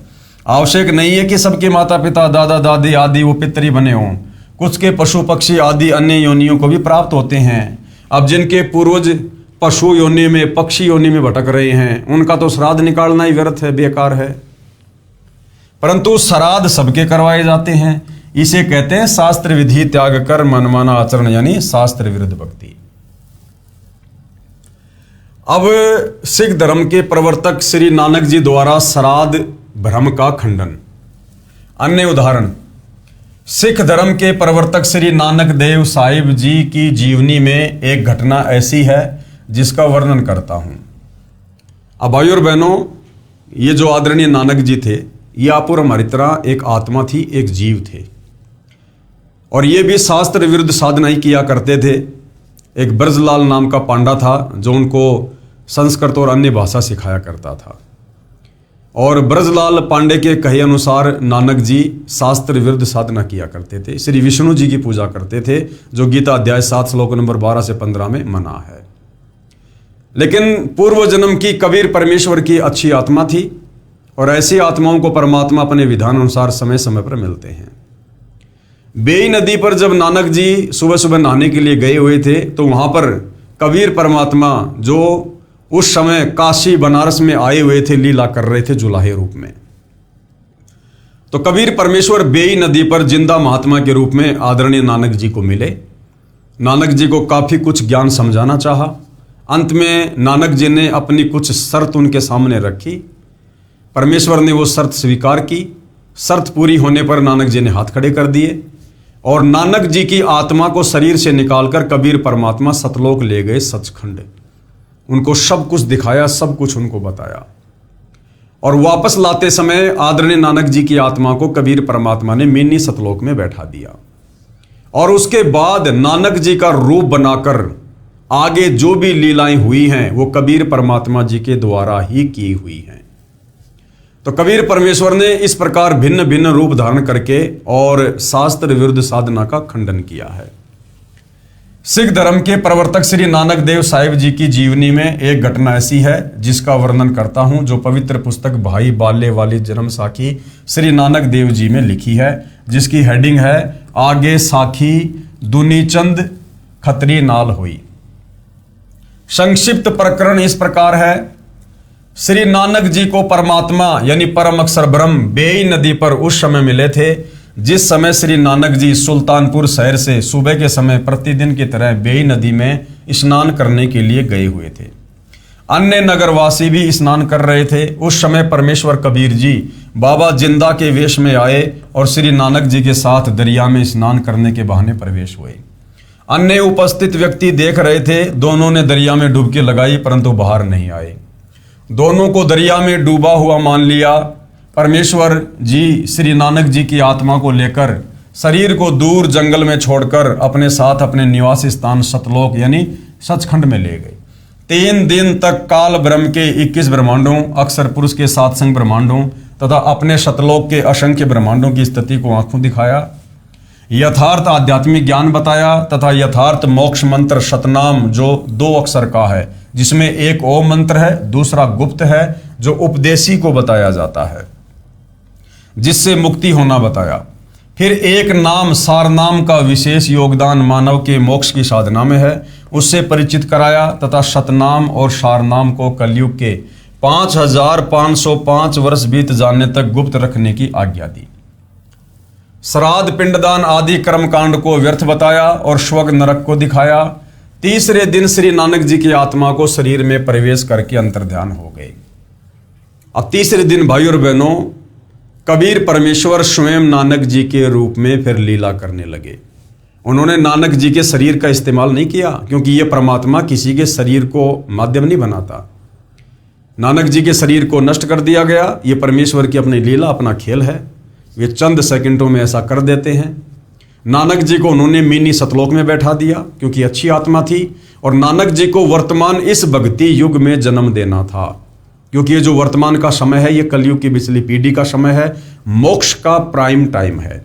इस समय आदरणीय नानक जी को कबीर परमेश्वर सतगुरु रामपाल जी ने मानव शरीर दे दिया होगा या आने वाले समय में देंगे, ये उनकी मौज, उनकी मर्जी। लेकिन आज से लगभग 600 साल पहले जब नानक जी को परमात्मा सतलोक लेकर गए थे तो वापस लाते समय उनकी आत्मा को मिनी सतलोक में बैठा दिया था और नानक जी के रूप में सारी की सारी लीला कबीर परमेश्वर जी ने खुद ही की थी। तीसरे दिन श्री नानक जी की आत्मा को शरीर में प्रवेश करके अंतर्ध्यान हो गए। उसके पश्चात श्री नानक जी ने अपने 2 शिष्यों भाई बाला तथा मर्दाना को साथ लेकर प्रभु से प्राप्त यथार्थ ज्ञान व आंखों देखी ऊपर के लोगों की व्यवस्था का प्रचार करने के मकसद से देश विदेश में 12 वर्ष तक भ्रमण किया। उसी दौरान लाहौर में एक धनी व्यक्ति दुनीचंद खत्री की प्रार्थना पर उनके घर गए। उस दिन सेठ दुनीचंद ने अपने पिताजी का श्राद्ध किया हुआ था। कई ब्राह्मणों को भोजन करवाया तथा वस्त्र व हजारों रुपए दक्षिणा दी थी। श्री नानक जी ने पूछा कि हे दुनीचंद, आज किस उपलक्ष्य में इतने पकवान बनाए हैं? दुनीचंद ने बताया कि महाराज जी, आज मेरे पिताजी का श्राद्ध किया है। श्री नानक जी ने पूछा कि आपके पिताजी कहाँ हैं? उत्तर दुनीचंद का कि वे स्वर्गवासी हो चुके हैं। श्राद्ध करने से उनको 1 वर्ष तक स्वर्ग में भूख नहीं लगती। ये बात सुनकर श्री नानक जी ने कहा कि हे दुनीचंद, आपको आपके अज्ञानी गुरुओं ने भ्रमित कर रखा है। आपका पिताजी तो बाघ यानी शेर के शरीर को प्राप्त होकर उस जंगल में एक पेड़ के नीचे भूख से व्याकुल बैठा है। यदि मेरी बात पर विश्वास नहीं है तो जांच कर सकते हैं। तू एक व्यक्ति का भोजन तैयार कर, उस जंगल में जा। तेरी दृष्टि पड़ते ही मेरे आशीर्वाद से उस बाघ यानी सिंह को मनुष्य बुद्धि आ जाएगी, उसको अपना पूर्व जन्म भी याद आ जाएगा। दुनीचंद जी को श्री नानक जी पर पूर्ण विश्वास था कि इन्होंने जो बोल दिया वो सिद्ध है। इस महात्मा में लोग बड़ी शक्ति बताते हैं। दुनीचंद सेठ एक व्यक्ति का भोजन जो श्राद्ध के बाद बचा था लेकर उस बताए हुए जंगल में उसी झाड़ के पास गया तो एक सिंह दिखाई दिया जो दुनीचंद की ओर कुत्ते की तरह दुम हिला हिलाकर भाव प्रकट करने लगा कि मैं कोई हानि नहीं करूंगा, आजा मेरे पास। दुनीचंद सेठ ने भोजन बाघ के सामने थाली में रख दिया। सारा भोजन बाघ खा गया। दुनीचंद ने पूछा कि हे पिताजी, आप तो बड़े धर्म कर्म किया करते थे, आप तो सदा शाकाहारी रहे थे, आपकी ये दशा कैसे हुई? श्री नानक महाराज जी की शक्ति से सिंह ने कहा कि बेटा, जब मेरे प्राण निकल रहे थे उसी समय साथ वाले मकान में मांस पकाया जा रहा था। उसकी गंध मेरे तक आई, मेरे मन में मांस खाने की इच्छा हुई, उसी समय मेरे प्राण निकल गए, जिस कारण से मुझे शेर का शरीर मिला। बहुत ही गहरी और शिक्षाप्रद बात है। दुनीचंद का पिता बहुत ही ज्यादा धार्मिक व्यक्ति था और बिल्कुल शाकाहारी था, मांस को कभी जिंदगी में छुआ भी नहीं। उसके बावजूद भी वो शेर की योनि में गया। और जब दुनीचंद ने अपने पिताजी से पूछा कि पिताजी, आप तो सदा शाकाहारी रहे थे, फिर आपकी ऐसी दुर्गति क्यों हुई, बाघ की योनि क्यों मिली? तो उसने बताया, बेटा, जब मेरे प्राण निकल रहे थे, मेरा शरीर छूट रहा था, तो अंत समय में अपने पड़ोस में एक मुसलमान के घर में मांस पक रहा था और उस मांस की जो महक थी वो मेरे नाक तक आई और मेरे मन में भी वो मांस खाने की जरा सी इच्छा प्रकट हुई। उसी समय मेरे प्राण निकल गए। और कहते हैं, जहां आशा तां बाशा होई और अंत काल सुमरियो सोई। यानी मरते समय इंसान की जिस भी वस्तु में जरा भी इच्छा रह जाएगी इस काल के लोक में, यहाँ की किसी भी व्यवस्था में, किसी भी वस्तु में, वापस उसको उसी योनि में यानी वहीं पर उसको जन्म दिया जाएगा। तो भाई और बहनों, आप और हमें जो तत्व ज्ञान दिया जा रहा है परमेश्वर रामपाल जी के द्वारा, जो ये कथाएं बताई जा रही हैं, ये हमारे टाइम पास के लिए नहीं बताई जा रही हैं, कोई मनोरंजन के लिए नहीं है। हमें इनसे शिक्षा मिले और हम ऐसी गलती करने से बचें। और समय रहते हमने इस तत्व ज्ञान से, तत्व ज्ञान रूपी हथियार से हमने हमारे सारे के सारे बंधनों को काट देना है। हमने प्रतिदिन अपने गुरुदेव भगवान के चरणों में बैठकर दरबार साहिब में हमने विचार करना है कि यहाँ मेरी इच्छा बेटा में, बेटी में, पोता में, पोती में, कार में, कोठी में, संपत्ति में या किसी वस्तु में तो नहीं है। और जिस समय हम गुरुदेव के चरणों में बैठकर ये थोड़ा विचार करेंगे, चिंतन करेंगे, तो ऑटोमेटिक हमारे सामने वो चीजें आ जाएंगी जो अभी हमारे बंधन का कारण है।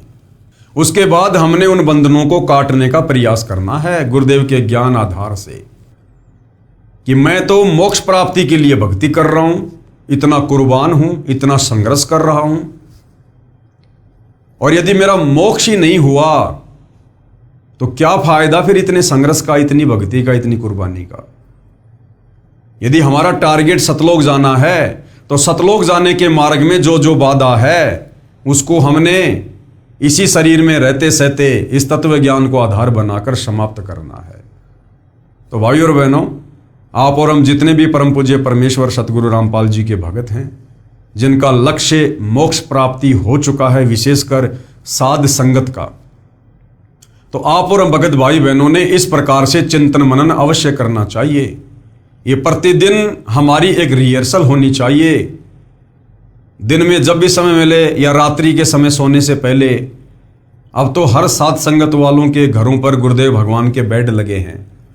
अलग से गुरुदेव भगवान को एक कमरा दिया हुआ है जहां बैठकर हम थोड़ी देर चिंतन मनन कर सकते हैं, गुरुदेव की चरण सेवा कर सकते हैं, मनन कर सकते हैं, विचार कर सकते हैं, शांति से बैठकर सुमरण कर सकते हैं।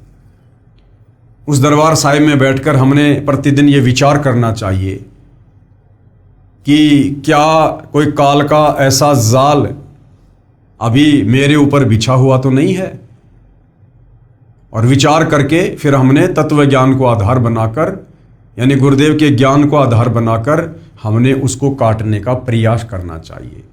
अन्यथा शरीर छूटते समय यदि जरा भी आशा हमारी दुनी चंद के पिताजी की तरह अगर किसी भी चीज में रह गई, किसी भी वस्तु में रह गई, हमें परमेश्वर जी के विधान अनुसार हमें वापस यहीं पर जन्म लेना पड़ेगा, यानी हमारा पूर्ण मोक्ष नहीं हो पाएगा। तो क्या कहा सेठ दुनीचंद के पिताजी ने कि जब मेरे प्राण निकल रहे थे उसी समय साथ वाले मकान में मांस पकाया जा रहा था। उसकी गंध मेरे तक आई और मेरे मन में मांस खाने की इच्छा हुई। उसी समय मेरे प्राण निकल गए, जिस कारण से मुझे शेर का शरीर मिला। बेटा दुनीचंद, आप किसी पूर्ण संत से दीक्षा लेकर अपने जीव का कल्याण करा लेना। मानव जीवन बड़ी कठिनता से मिलता है। ये कहकर शेर जंगल की ओर गहरा चला गया। दुनीचंद ने उन अज्ञानी धर्मगुरुओं को धिक्कारा कि सबको भ्रमित कर रहे हैं। अब विश्वास हुआ कि श्राद्ध करने से कोई लाभ मरे हुए व्यक्ति को नहीं मिलता। घर आकर श्री नानक जी के चरणों में गिरकर अपने कल्याण के लिए यथार्थ भक्ति का ज्ञान तथा मंत्र लेकर आजीवन सुमरण किया तथा सर्व अंधविश्वास वाली साधना त्याग दी जो शास्त्रों के विरुद्ध कर रहा था, और मानव जीवन को सफल किया। अब भाइयों और बहनों, ये जो श्राद्ध है, जो शास्त्र विरुद्ध साधना है, इसको लेकर सभी संतों ने अपने अपने मत प्रकट किए हैं, और आप और हमें सतगुरु रामपाल जी के द्वारा उन संतों के मतों से परिचित करवाना उनका मकसद ये है कि हम निकट भविष्य में इस प्रकार की गलती तत्वदर्शी संत से उपदेश लेने के बाद बिल्कुल भी ना करें। और जो लोग अभी तत्वदर्शी संत की शरण में नहीं हैं, वो इन कथाओं को सुनकर और इनके परिणामों से परिचित होकर तुरंत तत्वदर्शी संत की शरण ग्रहण करें और अपनी आत्मा का कल्याण करवाएं, जैसा सेठ दुनीचंद ने उस समय के तत्वदर्शी संत नानक जी से उपदेश लेकर अपनी आत्मा का कल्याण करवाया। तो अब आगे संत गरीबदास जी द्वारा श्राद्ध भ्रम का खंडन किस प्रकार किया गया है। संत गरीबदास जी महाराज गांव छुडानी, जिला झज्जर, प्रांत हरियाणा को श्री नानक जी की तरह 10 वर्ष की उम्र में सन 1727 विक्रमी संवत 1784 में नला नाम के खेत यानी जंगल में जिंदा बाबा के वेश में परम अक्षर ब्रह्म मिले, यानी वही कबीर भगवान मिले। उस समय छुडानी गांव के 10-12 व्यक्तियों ने बाबा जिंदा को देखा और बातें की। अन्य व्यक्ति अपने अपने कार्यों में लग गए। बालक गरीबदास जी की आत्मा को निकालकर परमात्मा सतलोक ले गए। ऊपर के सब लोकों का अवलोकन करवाकर सर्व यथार्थ आध्यात्मिक ज्ञान बताकर लगभग 8-9 घंटे बाद वापस शरीर में प्रविष्ट कर दिया। बालक गरीबदास जी को मरा हुआ जानकर चिता पर रख दिया गया था। अग्नि लगाने वाले थे। उसी समय संत गरीबदास जी उठकर घर की ओर चल पड़े। परमेश्वर कबीर जी ने उनको यथार्थ भक्ति ज्ञान दिया। उनके बहुत सारे शिष्य हुए। गांव छुडानी के एक भगत को संत गरीबदास जी की बात पर विश्वास नहीं था कि श्राद्ध कराया हुआ मृतक को नहीं मिलता है। श्राद्ध के दिनों में उस भगत के दोनों माता पिता के श्राद्ध लगातार 2 दिन किए गए। पहले दिन माता जी का और अगले दिन उसके पिताजी का। संत गरीबदास जी ने कहा कि हे भगत, आपके माता पिता तो तुम्हारे खेत की जोड़ी, जिसे ग्रामीण भाषा में लेट यानी छोटा तालाब जोड़ी कहते हैं, वहां पर भूखे रो रहे हैं। आप 2 व्यक्तियों का भोजन लेकर मेरे साथ चलो। वह भगत अति शीघ्र अपने पिता के श्राद्ध से बची खीर व रोटी 2 व्यक्तियों की लेकर संत गरीबदास जी के साथ गया। उनके खेत में बनी जोड़ी से लगभग 200 फुट दूर खड़े होकर संत गरीबदास जी ने आवाज लगाई कि हे फतेह सिंह तथा दया कौर, काल्पनिक नाम, आओ, आपका पुत्र आपके लिए भोजन लाया है। उसी समय गीदड़ तथा गीदड़ी झाड़ियों से बाहर निकले। पहले तो ऊपर को मुख करके चिल्लाए, फिर दौड़े दौड़े संत गरीबदास जी के पास आए। दोनों के सामने खीर रोटी रख दी। शीघ्र शीघ्र खाकर दौड़ गए। उस दिन उस भ्रमित भगत का अज्ञान भंग हुआ। वह प्रतिदिन 2 व्यक्तियों का भोजन जैसा भी घर पर बनता था, एक समय उस जोड़ी की झाड़ियों में रख देता। प्रतिदिन वे दोनों जानवर भोजन खा जाते। कुछ वर्ष पश्चात उनकी मृत्यु हो गई। ये देखकर भी अन्य गांव वाले तो उस भगत का मजाक करते थे कि तेरे को गरीबू यानी संत गरीबदास जी को गांव के लोग गरीबा, गरीबू आदि आदि अपभ्रंश नामों से पुकारा करते थे। क्योंकि भाई और बहनों, ये यहाँ की रीत है कि घर का जोगी जोगना, बाहर का जोगी सिद्ध, यानी दीपक तले हमेशा अंधेरा ही रहता है। किसी भी संत महात्मा को उसके शरीर छोड़ने के बाद ही लोग भगवान मानकर पूजते हैं। उनके रहते सहते उनसे लाभ नहीं उठा पाते हैं। तो इसी प्रकार से आदरणीय गरीबदास जी का नाम गांव वालों ने बिगाड़ रखा था और इस प्रकार से वो उस भगत को कहने लगे कि तेरे को तो इस गरीबों ने बहका दिया है, तू श्राद्ध नहीं करता, बड़ी हानि हो जाएगी। परंतु भगत को अटल विश्वास हो चुका था और आजीवन मर्यादा में रहकर साधना करके जीवन सफल किया। जीवन में कोई हानि नहीं हुई, अपितु अद्भुत लाभ हुए। धनी हो गया, सैकड़ों गाय मोल ले ली, बड़ी हवेली कोठी बना ली और कुछ वर्ष पश्चात बच्चों ने भी दीक्षा ले ली और सुखी जीवन जिया। आगे इस श्राद्ध की जो शास्त्र विरुद्ध साधना है, इसके खंडन को लेकर सतगुरु रामपाल जी ने भी अपना मत प्रकट किया है, जो घटना उनके समक्ष घटित हुई। लेखक यानी इस पवित्र पुस्तक कबीर बड़ाया कृष्ण के जो लेखक हैं सतगुरु रामपाल जी, उनके द्वारा भी श्राद्ध भ्रम का खंडन किया गया है और सत्य कथा बता रहे हैं। मेरे पूज्य गुरुदेव आदरणीय रामदेवानंद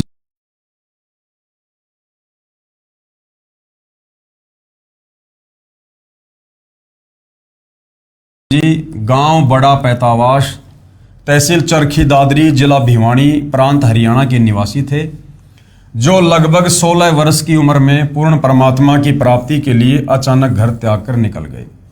प्रतिदिन पहनने वाले वस्त्रों को अपने ही खेतों के निकट घने जंगल में किसी मरे हुए पशु की अस्थियों के पास डाल गए। शाम को घर ना पहुंचने के कारण घर वालों ने जंगल में तलाश की। रात्रि का समय था। कपड़े पहचान कर दुखी मन से पशु की अस्थियों को बच्चे की अस्थियां जानकर उठा लाए तथा ये सोचा कि बच्चा जंगल में चला गया था, किसी हिंसक जानवर ने खा लिया। अंतिम संस्कार कर दिया। सारी क्रियाएं की, 13वीं बरसोदी आदि की तथा श्राद्ध भी निकालते रहे। लगभग 104 वर्ष की आयु प्राप्त होने के उपरांत आदरणीय रामदेवानंद जी अचानक अपने गांव बड़ा पैतावास, जिला भिवानी, तहसील चरखी दादरी, हरियाणा में पहुंच गए। स्वामी जी का बचपन का नाम श्री हरिद्वारी जी था तथा पवित्र ब्राह्मण कुल में जन्म था। मुझदास को पता चला, यानी सतगुरु रामपाल जी कह रहे, जब मुझे इस बात का पता चला तो मैं भी उनके दर्शनों के लिए पहुंच गया। स्वामी जी की भाभी जी जो लगभग 92 वर्ष की आयु की थी, मैंने उस बुढ़िया से पूछा कि हमारे गुरुजी के घर त्याग जाने के उपरांत क्या महसूस किया।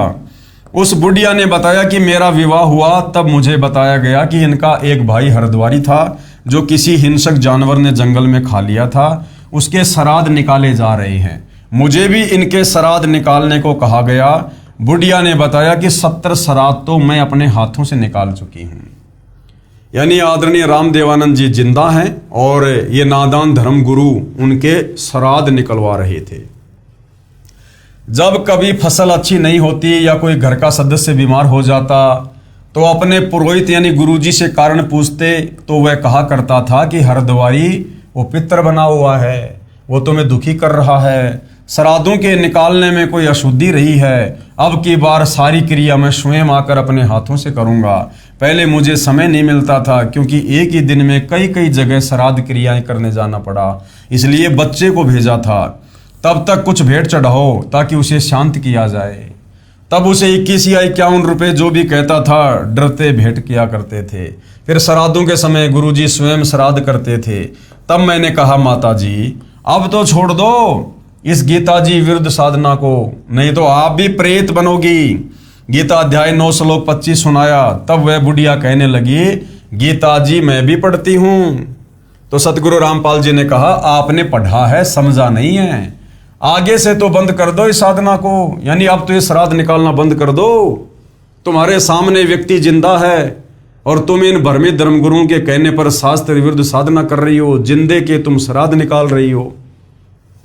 तो बुढ़िया ने उत्तर दिया ना भाई कैसे छोड़ दूं श्राद्ध निकालना, ये तो सदियों पुरानी परंपरा है। हे पाठकों, ये दोष भोली आत्माओं का नहीं है, ये दोष मूर्ख गुरुओं का, नीम हकीमों का है, जिन्होंने अपने पवित्र शास्त्रों को समझे बिना मनमाना आचरण यानी पूजा का मार्ग बता दिया, जिस कारण न तो कोई कार्य सिद्ध होता है, न परम गति तथा न कोई सुख मिलता है। और इसका प्रमाण गीता जी अध्याय 16 श्लोक नंबर 23 और 24 कि हे अर्जुन, शास्त्र विधि को त्याग कर जो मनमाना आचरण करते हैं उनकी ना कोई परम गति होती है, ना उनको सिद्धि होती है, ना उनका कोई कार्य सिद्ध होता है। अब आगे हिंदू समाज के श्रद्धालुओं ने जनता की अदालत में कबीर जी के वकील सतगुरु रामपाल जी से अध्यात्म में रुचि लेते हुए और क्या सवाल किया।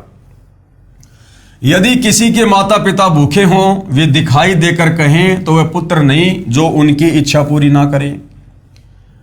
तो कबीर जी के वकील सतगुरु रामपाल जी ने क्या कहा, शंका समाधान। यदि किसी का बच्चा कुएं में गिरा हो वह तो चिल्लाएगा कि मुझे बचा लो, पिताजी आ जाओ, मैं मर रहा हूं। वह पिता मूर्ख होगा जो भावुक होकर कुएं में छलांग लगाकर बच्चे को बचाने की कोशिश करके स्वयं भी डूबकर मर जाएगा। तो क्या विधि अपनानी चाहिए? बच्चे को भी नहीं बचा पाएगा, उसको चाहिए कि लंबी रस्सी का प्रबंध करे, फिर उस कुएं में छोड़े, बच्चा उसे पकड़ ले, फिर बाहर खींचकर बच्चे को कुएं से निकाले। इसी प्रकार शास्त्र विधि त्याग कर मनमाना आचरण पूजा करके जो पितर बन चुके हैं, संतान को भी वो पितर बनाने के लिए पुकार रहे हैं कि हमारे श्राद्ध निकालो और तुम भी मरने के बाद हमारे जैसे दुखी हो जाओ, पितर बन जाओ। तो समझदार व्यक्ति ने क्या करना चाहिए? तत्व ज्ञान को समझकर, अब तत्व ज्ञान को कैसे समझोगे? तत्वदर्शी सतगुरु रामपाल जी के सत्संग सुनकर, उनके द्वारा लिखी गई पुस्तकों को पढ़कर जो आपको पढ़ाई जा रही है। तत्व ज्ञान को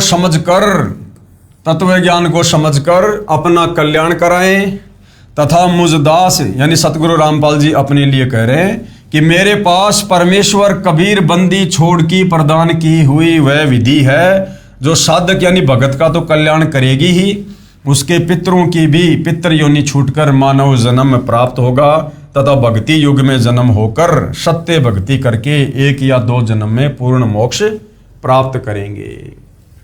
अब आगे क्या कह रहे हैं गुरुदेव? विचार करो, जैसा कि उपरोक्त रुचि ऋषि की कथा में पितर डर रहे हैं कि यदि हमारे श्राद्ध नहीं किए गए तो हम पतन को प्राप्त होंगे, अर्थात हमारा पतन यानी मृत्यु हो जाएगी। अब उनको पितर योनि जो अत्यंत कष्टमय है, अच्छी लग रही है, उसे त्यागना नहीं चाह रहे। ये तो वही वाली बात है कि एक समय एक ऋषि को अपने भविष्य के जन्म का ज्ञान हुआ। उसने अपने पुत्रों को बताया कि मेरा अगला जन्म अमुक व्यक्ति के घर एक सूअरी से होगा, मैं सूअर का जन्म पाऊंगा। उस सूअरी के गले में गांठ है, ये उसकी पहचान है, उसके पेट से मेरा जन्म होगा। मेरी पहचान ये होगी कि मेरे सिर पर गांठ होगी जो दूर से दिखाई देगी। मेरे बच्चों, उस व्यक्ति से मुझे मोल ले लेना तथा मुझे मार देना। जो ऋषि था उसको भविष्य दिखाई देता था, अगला जन्म उसको दिखाई दे गया। उस समय वो मनुष्य शरीर में था। अब देखो, वो शास्त्र विरुद्ध साधना कर रहा था। भले वो ऋषि था, भगत था, लेकिन विधि शास्त्रों के विरुद्ध थी, जिस कारण से अगले जन्म में उसको पशु योनि में जाना था। और उसको पता भी चल गया, लेकिन फिर भी वो अपनी साधना को ठीक नहीं कर पाया। क्यों? क्योंकि तत्वदर्शी संत के बिना हम शास्त्र अनुकूल साधना कर ही नहीं सकते। तो उसका दुर्भाग्य था जो उस समय उसको तत्वदर्शी संत नहीं मिला। तो उसने अपना अगला जन्म देख लिया कि मैं तो सूअर बनूंगा। और उसने सोचा, भैया मनुष्य जन्म में तो हर प्रकार से मौज है, और सूअर बनूंगा तो भैया मैं तो बड़ा कष्ट उठाऊंगा मैं। तो उसने अपने बच्चों से क्या कहा कि बच्चों, ऐसे ऐसे मरने के बाद फला फला जगह एक व्यक्ति के पास में जो सूअर है वहां पर मेरा जन्म होगा, और ये मेरी पहचान होगी। और बच्चों, तुम एक काम करना, तुम उस बच्चे को, उस व्यक्ति को कुछ पैसे दे के मोल ले लेना, और उसके बाद तुम मेरी हत्या कर देना, ताकि मैं आगे कोई कष्ट सूअर योनि में ना उठा पाऊं।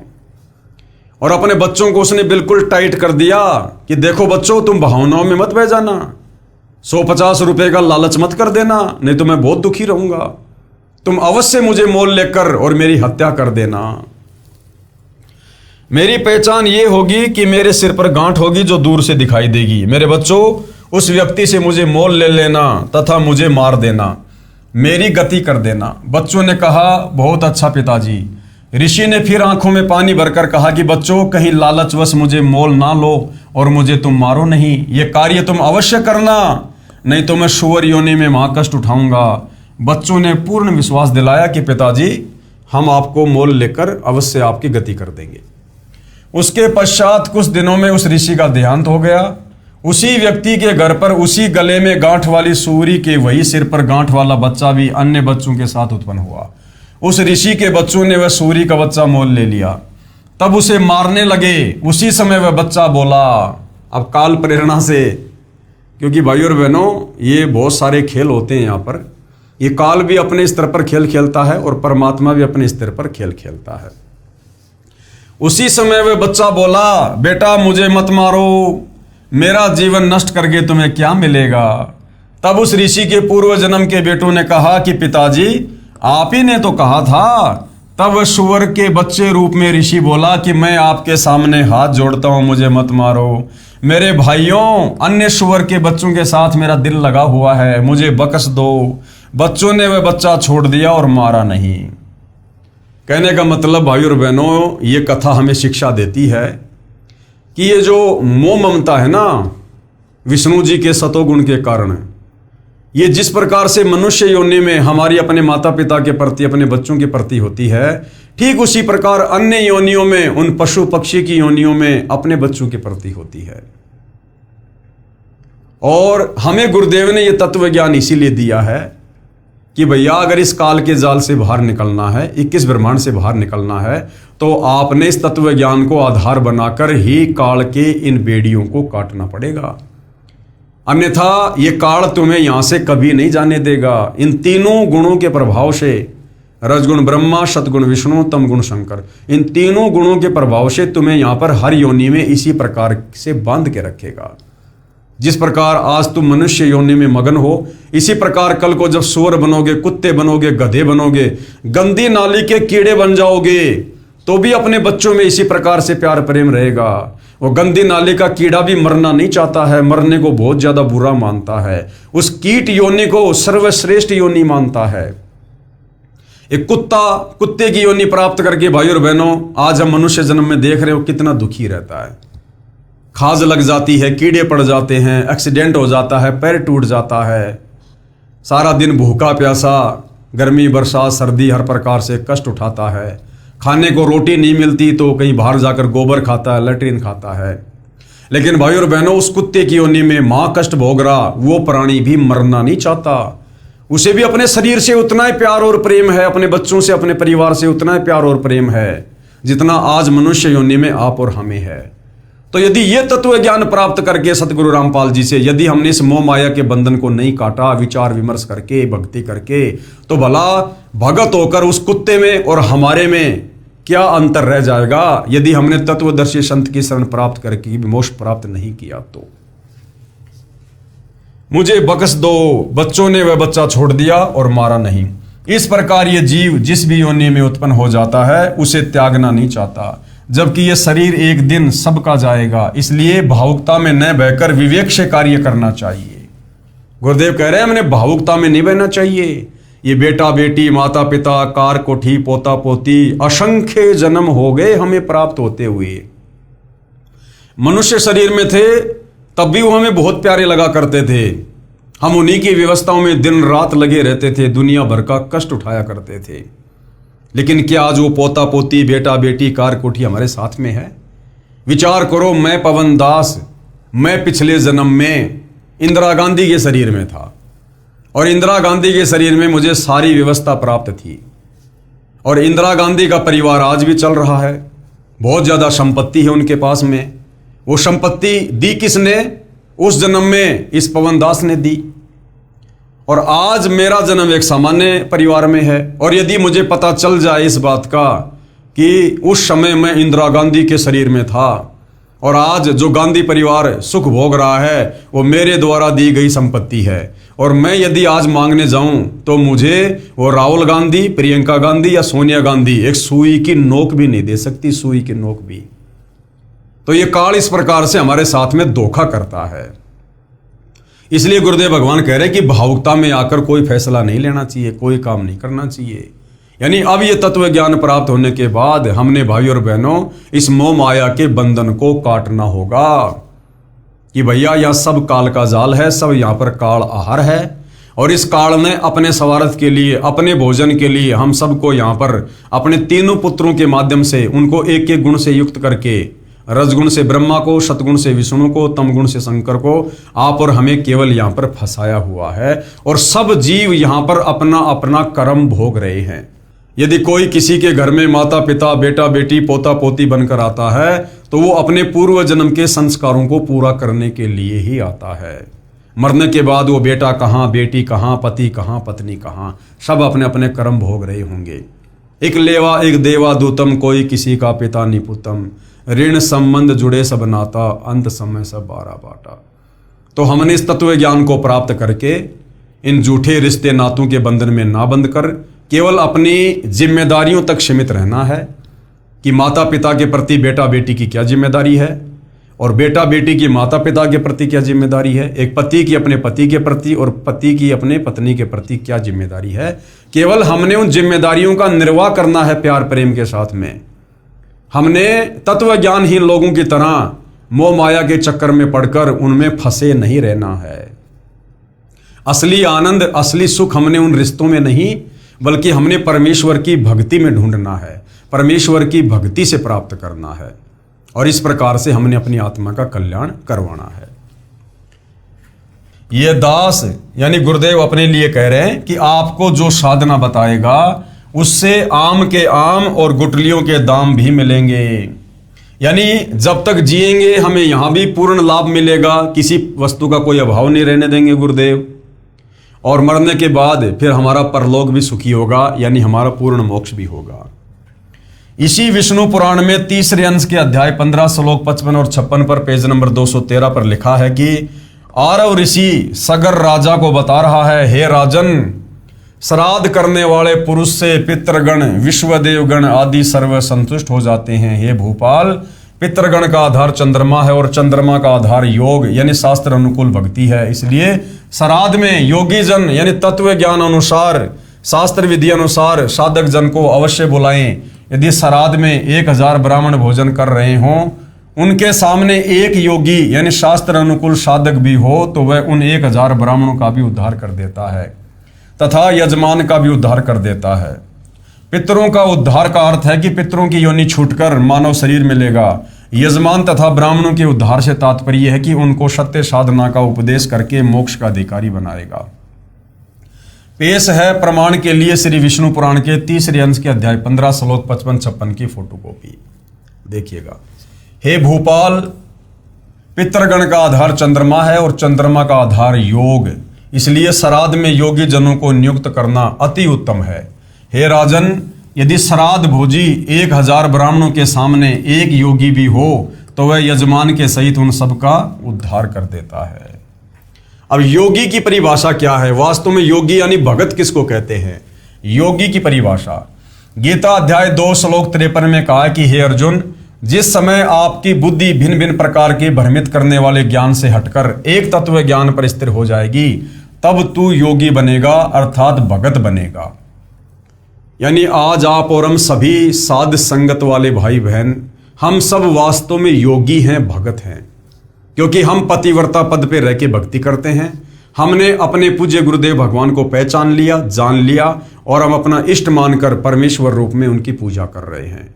अब हमें कोई भक्ति और भगवान के नाम पर भ्रमित नहीं कर सकता कि वो भगवान है, वो भगवान होगा, नहीं। उसको कहते हैं वास्तव में योगी, जो तरह तरह के भ्रमित करने वाली बातों से हटकर एक अपने परमपिता परमेश्वर को पहचान कर विश्वास के साथ उसकी भक्ति करे, उसको कहते हैं योगी। योग का प्राप्त होगा भावार्थ है कि तत्व ज्ञान आधार से साधना करने वाला ही मोक्ष का अधिकारी बनता है। उसी में नाम साधना यानी भक्ति का धन होता है, वह राम नाम की कमाई का धनी होता है। इसलिए ये दास यानी अपने लिए गुरुदेव कह रहे हैं कि रामपाल दास आपको वह शास्त्र अनुकूल साधना प्रदान करेगा जिससे आप योगी यानी सत्य साधक हो जाओगे। आपका कल्याण तथा आपके पितरों का भी कल्याण हो जाएगा।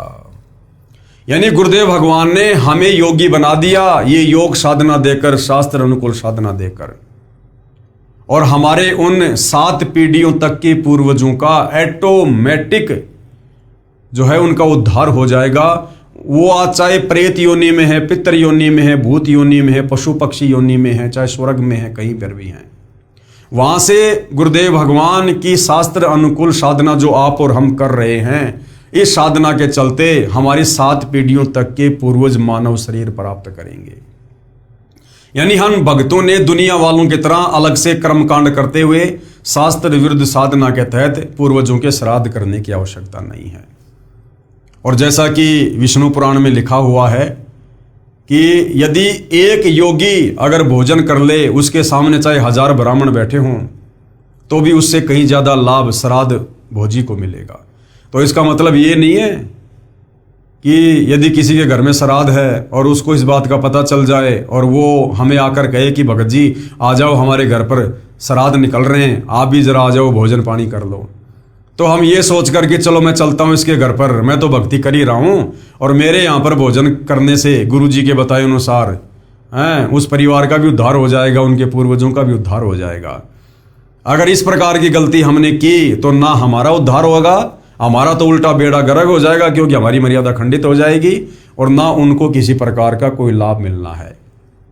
ये गुरुदेव भगवान ने जो उनकी शरण में आ जाता है, जो भगत बन जाता है, परमात्मा उस भगत को योगी बना देता है और अपने गुरु के द्वारा बताई गई साधना मर्यादा में रहकर करने के चलते उस भगत के पूर्वजों का ऑटोमेटिक उद्धार हो जाता है।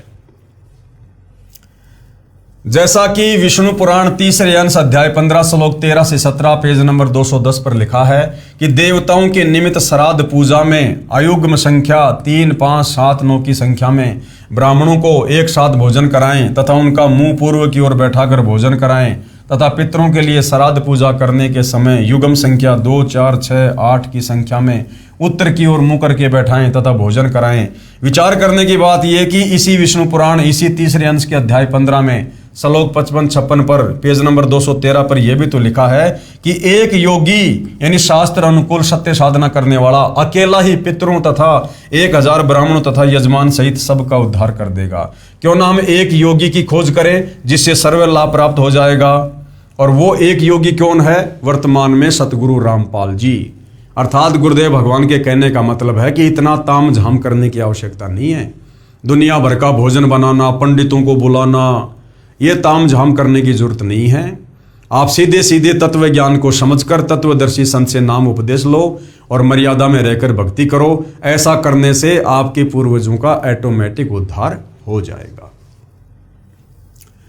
कबीर परमेश्वर जी ने कहा है कि एक साधे सब सदे, यानी एक को इष्ट मानकर पूजने से, और सब साधे सब जाए। एक साधे सब सदे, एक तत्वदर्शी संत को अपना इष्ट मानकर उसके बताए अनुसार भक्ति करने से हमारी सर्व साधना सफल हो जाएगी। हमारे श्राद्ध भी आ जाएंगे, पिंडदान भी आ जाएंगे, देव पूजा भी आ जाएगी, सारी पूजा आ जाएगी। एक साधे सब सदे और सब साधे सब जाए। और यदि हमने सबकी अलग अलग पूजा करनी शुरू कर दी, शास्त्र विरुद्ध साधना शुरू कर दी, तो हमारा सर्व नाश हो जाएगा। और माली सींचे मूल को फले फूले आगाए। जिस प्रकार एक माली होता है जो बगीचा लगाता है, वो क्या करता है, वो पौधे की जड़ में पानी देता है, तो पौधे की जड़ को सींचने से पूरा पौधा अपने आप बड़ा हो जाता है। और यदि वो पौधे के अलग अलग भागों में पानी दे, उनके पत्तों में पानी डाले, टहनियों पे पानी डाले और जड़ में पानी ना डाले, तो क्या होगा, वो पौधा सूख जाएगा। तो हमने एक तत्वदर्शी संत को यानी अपने गुरु को अपना इष्ट मानकर पूजना होगा। उन्हीं के बताए अनुसार मर्यादा में रहकर शास्त्र अनुकूल साधना करनी होगी, धर्म कर्म करने होंगे, जिसके चलते हमारा भी उद्धार और हमारे पूर्वजों का भी उद्धार और आने वाले 101 पीढ़ियों का भी उद्धार। ये दास यानी अपने लिए गुरुदेव कह रहे हैं, ये दास रामपाल दास भी धार्मिक अनुष्ठान श्रद्धा से पूजा करता और कराता है, जिसके करने से साधक यानी भगत पितृभूत नहीं बनता, अपितु पूर्ण मोक्ष प्राप्त करता है। तथा जो पूर्वज गलत साधना शास्त्र विधि त्याग कर मनमाना आचरण अर्थात पूजा करके पितृ बने हुए हैं, उनका भी छुटकारा हो जाता है। यही प्रमाण इसी विष्णु पुराण पेज 209 पर इसी तीसरे अंश के अध्याय 14 श्लोक 20 से 31 में भी लिखा है कि जिसके पास श्राद्ध करने के लिए धन नहीं है, तो वह यह कहे, हे पितृगणों, आप मेरी भक्ति से तृप्ति लाभ प्राप्त करो, क्योंकि मेरे पास श्राद्ध करने के लिए धन नहीं है। कृपया पाठक जन विचार करें कि जब भक्ति यानी मंत्र जाप की कमाई से पितृ तृप्त हो जाते हैं, तो फिर अन्य कर्म कांड करने की क्या आवश्यकता है। ये सर्व प्रपंच ज्ञानहीन गुरु लोगों ने अपने उदर पोषण के लिए ही किया है, क्योंकि गीता अध्याय 4 श्लोक 33 में भी लिखा है कि द्रव्य यानी धन द्वारा किया यज्ञ धार्मिक अनुष्ठान से ज्ञान यज्ञ यानी तत्व ज्ञान आधार पर नाम जाप साधना श्रेष्ठ है। एक और विचारणीय विषय है कि विष्णु पुराण में पितृ व देव पूजने का आदेश एक ऋषि का है, तथा वेदों व गीता जी में पितरों व देवताओं की पूजा का निषेध है। जो आदेश ब्रह्म यानी काल रूपी ब्रह्म भगवान का है, यदि पुराणों के अनुसार साधना करते हैं तो प्रभु के आदेश की अवहेलना होती है, जिस कारण से साधक दंड का भागी होता है। यानी इन पुराणों में श्राद्ध निकालने की या अन्य भक्ति करने की जो भी विधि लिखी हुई है, वो हमारे वेद और गीता जी के विरुद्ध है। ये पुराण ऋषियों का विशेष अनुभव है, और इन ऋषियों का अनुभव जो वेद और गीता जी से मेल नहीं खाता है, वो हमारे किसी काम का नहीं है। तो कहने का मतलब है, यदि हम इन पुराणों के अनुसार भक्ति साधना करते हैं, तो ये परमात्मा के आदेश की अवहेलना है, और परमात्मा के आदेश की अवहेलना करने का मतलब है हम किसी भी प्रकार से मोक्ष प्राप्त नहीं कर सकते। आगे भाइयों और बहनों, श्राद्ध करने की श्रेष्ठ विधि क्या है। अब जनता की अदालत में जनता अध्यात्म में रुचि लेते हुए जो जो प्रश्न कबीर जी के वकील सतगुरु रामपाल जी से कर रही है, सतगुरु रामपाल जी उनकी प्रत्येक शंका का समाधान, प्रत्येक सवाल का जवाब उन्हीं हिंदू धर्मशास्त्रों को आधार बनाकर जनता की अदालत में दिखा कर रहे हैं, जिसके चलते पढ़ी लिखी जनता अपनी आंखों से सारे प्रमाण देखकर सत्य को स्वीकार कर रही है कि वास्तव में हमारे इन नादान तत्व ज्ञानहीन धर्मगुरु आचार्य शंकराचार्यों ने ना केवल हमें बल्कि हमारे पूर्वजों को भी शास्त्र विरुद्ध साधना करवाकर उनकी दुर्गति ही करवाई है, और आज उनके श्राद्ध निकलवाकर पिंडदान करवाकर हमें भी उन्हीं प्रेत योनियों में भेजने की तैयारी कर रहे हैं। तो भाइयों और बहनों, धीरे धीरे जनता की शंकाओं का समाधान हो रहा है। जनता सत्य से परिचित हो रही है, अपने ही धर्मशास्त्रों से परिचित हो रही है और अध्यात्म में उनकी रुचि बढ़ रही है। तो भाइयों और बहनों, जनता की अदालत में ये मामला इसी प्रकार से जारी रहेगा।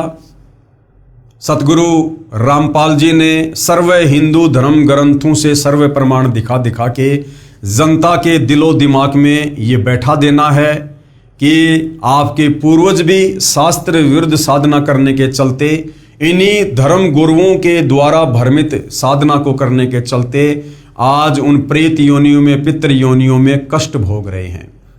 और आप आत्माओं से भी वो श्राद्ध निकलवाकर, कर्मकांड करवाकर, शास्त्र विरुद्ध साधना करवाकर उन्हीं आपके पितरों के पास, उन पितृ योनियों में भेजने की तैयारी हो रही है।